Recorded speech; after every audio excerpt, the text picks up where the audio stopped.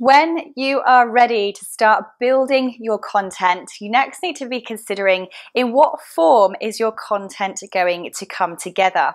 There are many different ways that you can transfer your knowledge and your information from yourself to your students, and indeed a number of different ways that your students can acquire that knowledge, practice the skills, and learn what they need to learn from your program.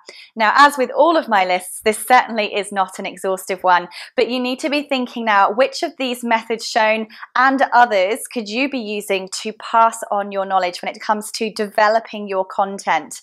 Now, one way is by video. Clearly, you're learning this course right now by video. So there are a number of different types of video, for instance. Now this one you're watching is called a talking head video. That's because my head is literally in it talking to you. I've got my slides up behind.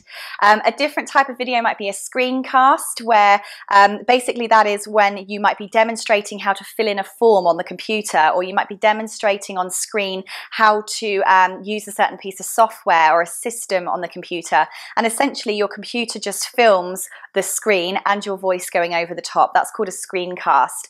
You can have audio over PowerPoint. So it could be that you've seen some of my videos where I'm not in the shot, but my PowerPoint slide is, and my voice is going over the top.